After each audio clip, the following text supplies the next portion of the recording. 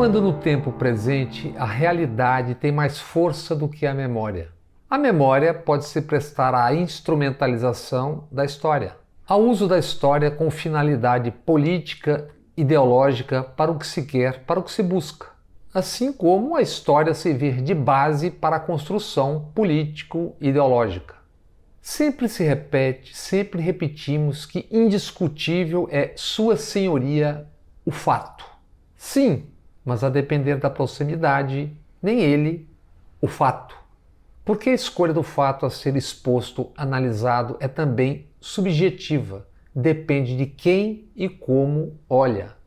O ângulo, a frase, a imagem, com ou sem edição, corte e tudo mais. Uma frase desses dias agora será objeto de olhares e análises até dia 2 de outubro do próximo ano. Mesmo que o candidato do PT e de algumas das esquerdas não seja o autor da frase Lula. Primeiro, uma observação. Certamente, editores, repórteres, editorialistas, etc., tomaram muito cuidado antes de escolher, manchetar e analisar o fraseado. O jornal espanhol El País publicou essa entrevista com Lula, com áudio e vídeo, com versão impressa na Espanha, no jornal El País, e no site na Espanha e no Brasil. Entrevista essa que teve uma edição natural, daquelas inevitáveis para pegar erros, palavras soltas e coisas sem sentido ou significado. Uma edição para o vídeo e áudio, outra para o impresso, no jornal e nos sites. Frases completas ditas no vídeo, que se ouve no áudio, não estão exatamente com todas as mesmas palavras no impresso. E do impresso nem tudo está no vídeo. Primeiro vejamos, ouçamos essa resposta no vídeo. Eu não posso ficar torcendo. Por que a Angela Merkel pode ficar 16 anos no poder e Daniel Ortega não? Por que o Felipe González aqui pode ficar 14 anos no poder? Qual é a lógica? Sí, pero Angela Merkel ha gobernado 16 años, Felipe González 13 en España y no metían ninguno de los dos a sus opositores en la cárcel. Olha, eu não posso julgar o que aconteceu na Nicarágua. No Brasil eu fui preso. No Brasil eu era considerado presidente da República eleito, então fui preso. Fiquei 580 dias na cadeia para que o Bolsonaro fosse eleito presidente da República. Sabe? Eu não sei o que as pessoas fizeram para ser presa. Eu sei que eu não fiz nada. Se o Daniel Ortega prendeu a oposição para não disputar a eleição como fizeram no Brasil contra mim, ele está totalmente errado. Nas manchetes, noticiários, editoriais, análises da imprensa brasileira, das mídias brasileiras, a frase de Lula, essa frase de Lula tem sido fatiada. Como se fosse um natalino peito de peru ou de frango. Esses cujos pés agora se tornaram manjar dos pobres e miseráveis, assim como os ossos. Como estão fatiando, fatiaremos aqui também, pedaço por pedaço. Disse Lula: quando governei, tentaram me convencer de que fosse a um terceiro mandato. E eu disse não porque sou favorável ao rodízio de poder. Notem que essa porção de tão suculento fraseado foi, em muitas das edições, jogada fora. Como se aí não houvesse uma afirmação e um sentido. E mais, como se não contivesse um fato. Fato. Muitos pediram e muitos acusaram. Lula, em 2010, buscaria de qualquer maneira o terceiro mandato seguido. E ele, Lula, não apenas não buscou, recusou inúmeras ofertas e sondagens, e isso quando tinha 87% de aprovação nas pesquisas. Chequem. Mas voltemos à entrevista do agora e a outro pedaço do dito por Lula. Disse em entrevista que todo político começa a acreditar que é imprescindível, insubstituível e começa a virar um pequeno ditador. Falta clareza nessa frase? Ela é incompreensível? Ou é uma claríssima condenação ao responder uma pergunta sobre Daniel Ortega e a Nicarágua. Escolhi ir fatiando a frase e exibindo porções? Sim, claro, estamos aqui exatamente demonstrando como é fácil escolher o que mostrar e principalmente o que esconder. Mas sigamos. Qualquer jornalista, qualquer repórter, editor, diante de uma entrevista com tal repercussão, evidentemente checa o que está no áudio, no vídeo e o que está impresso. Como um editor, um editorialista, um analista não entende o que essas frases anteriores e as seguintes significam no seu conjunto?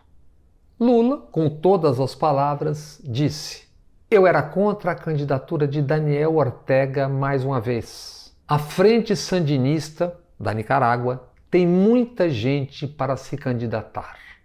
E disse ainda: "Também fui contra Evo Morales ser candidato.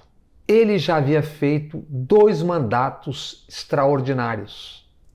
E disse mais na entrevista: foi contra também uma 3ª reeleição de Chávez, Hugo Chávez, o falecido presidente da Venezuela. Segue o fraseado: "Posso ser contra, mas não posso interferir nas decisões de um povo." E na sequência, um detalhe que sumiu, desapareceu das transcrições e editoriais. Diz Lula: eu não posso ficar torcendo, porque Angela Merkel pode ficar 16 anos no poder e Daniel Ortega não." No site de El País, perfeitamente verificável, Lula diz bem mais. Diz com todas as letras: "A Frente Sandinista tem muita gente para se candidatar. Também fui contra o Evo Morales ser candidato." Ausente do vídeo campanha editado que circula nas redes sociais, no site está dito, ainda na sequência do "eu não posso ficar torcendo." Por que Margaret Thatcher pode ficar 12 anos no poder e Chaves não? Por que Felipe González pode ficar 14 anos no poder? Dito isso, discorreu sobre presidencialismo, parlamentarismo, preconceitos, etc. E nisso a pergunta corretíssima da jornalista espanhola: "Mas Merkel e González não prenderam seus opositores?" No vídeo que vimos, Lula responde: "Eu não sei o que as pessoas fizeram para ser presas. Eu não fiz nada." Dito isso, acrescentou um julgamento, seu julgamento dele, Lula. Julgamento esse abatido pela amnésia pré-eleitoral de grande parte das mídias brasileiras. Disse Lula: "Se o Daniel Ortega prendeu a oposição para não disputar a eleição, como fizeram no Brasil contra mim, ele está totalmente errado." Por onde anda essa frase subitamente extraviada e enterrada? Dito isso, e antes de esmiuçar mais um pouco, um outro fato, este também soterrado. O jornal espanhol El País, depois da entrevista, deu sua opinião sobre o que pensa sobre Lula e sobre o que foi dito por Lula na entrevista ao El País. Título do editorial: "Lula, o social-democrata latino-americano." Subtítulo: "Sua candidatura à presidência do Brasil, a de Lula, é a alternativa para acabar com o populismo de extrema-direita de Bolsonaro." Palavras do subtítulo do jornal El País. Ao contrário da majoritária interpretação da entrevista no Brasil, diz o jornal El País sobre a entrevista que o próprio jornal fez.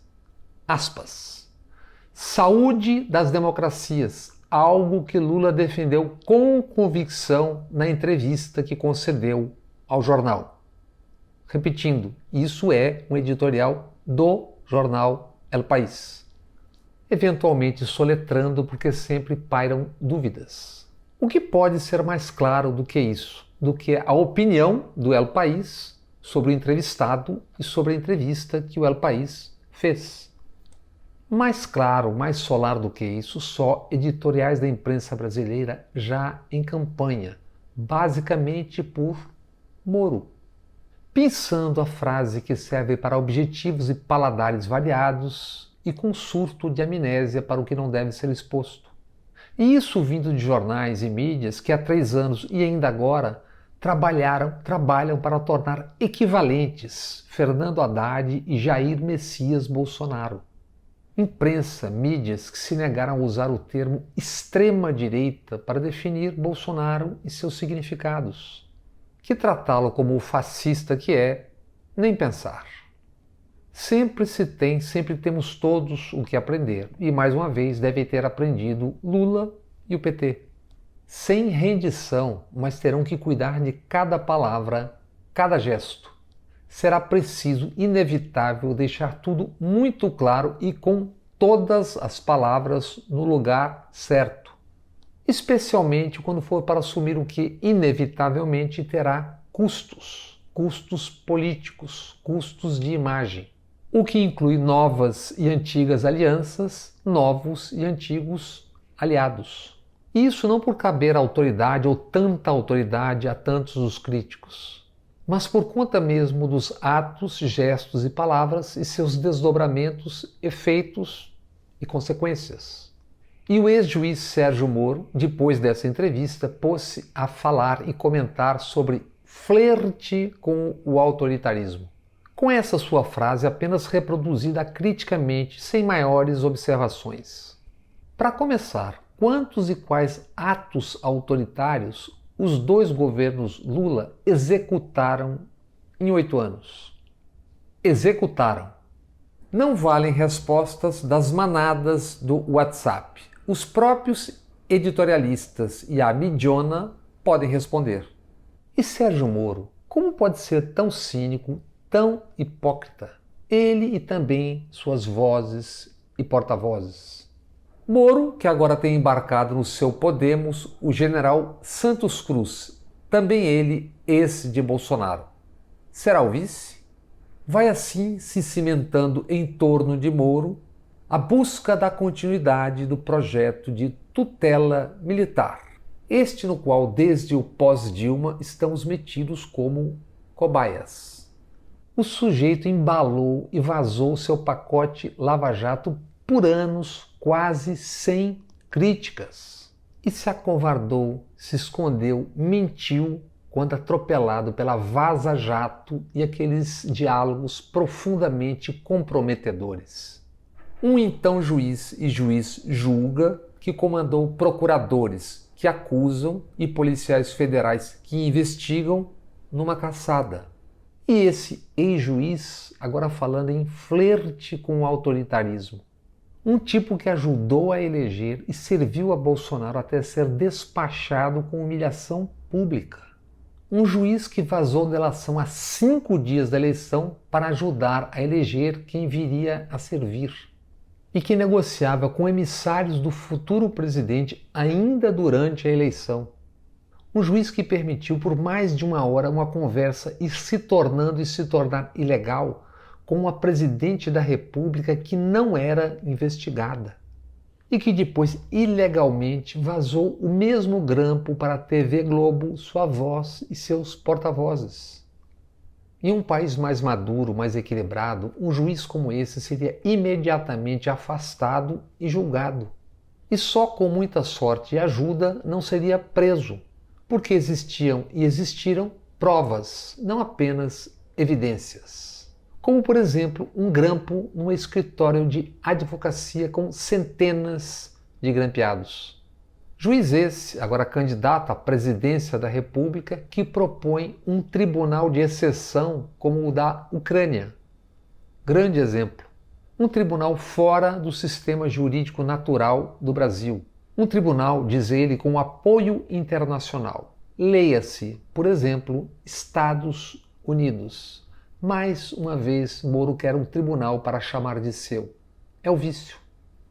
Toda essa operação diante da entrevista, amnésia parcial e percepção extrasensorial se dá quando e por quê? Se dá 1 semana depois de Lula ter concluído triunfante visita a 3 chefes de Estado da Europa. E apenas Alemanha, França e Espanha, que jamais receberam Bolsonaro em 3 anos de governo. E isso exatamente nos dias em que Bolsonaro estava visitando ditaduras do Golfo Pérsico, com Lula sendo aplaudido de pé no Parlamento Europeu e sendo recebido com honras de chefe de Estado. E não adianta fingir que não viram, mas fingiram.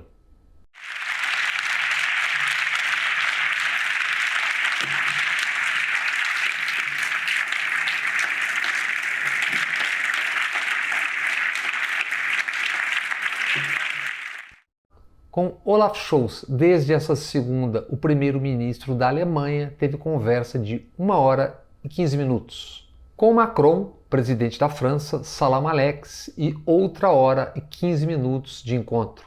Recebido também por Anne Hidalgo, prefeita de Paris. E outros 90 minutos com Pedro Sánchez, o presidente do governo da Espanha. Périplo esse pela Europa, ignorado por dias até quando foi possível ignorar. Ignorado basicamente pelos mesmos editorialistas, mídias e manchetes, agora com amnésia parcial e nesse jogo de escolher palavras e esconder palavras. Palavras. Depois da entrevista, Augusto Heleno, o gosmento general pequeno, escreveu: Lula debocha da inteligência da população e do regime democrático. Imaginem Heleno, o ex-ajudante de ordens do general Silvio Frota. Frota, à época, ministro do Exército, que queria dar um golpe dentro do golpe, derrubar o então ditador Geisel e aprofundar ainda mais a ditadura. E temos que aturar Heleno, o pequeno, cúmplice de Bolsonaro e do projeto de tutela militar, falando em democracia. E mais palavras do cidadão que passou a boiada, atiçou o fogo, a garimpagem ilegal e o genocídio indígena na Amazônia. E que agora, acusado de ser um criminoso, busca imunidade parlamentar temendo a cadeia. Imunidade como deputado ou senador por São Paulo. Haja gado. E para tanto junta-se a clã. Farejando o voto mentecapto, diz para mentecaptos que Moro é comunista e esquerdista. Imaginem se a CIA fica sabendo disso. Bolsonaro não nasceu do nada. Ele é filhote exatamente disso aí. E há quem queira mais, ou semelhantes. Não sejam hipócritas. Enquanto novamente tramam dirigir o futuro, assumam o que pariram. Enquanto isso, a campanha eleitoral de 2022 segue a barbárie. No Salgueiro, Rio, chacina de pobres, pretos e dos chamados pardos. Na Amazônia, Rio Madeira, o ataque de centenas de barcas do garimpo ilegal. Com autorização verbal sempre reiterada pelo presidente da República, inclusive há pouco com sua presença física num garimpo ilegal. E com a cumplicidade de gangues no Congresso Nacional e de militares.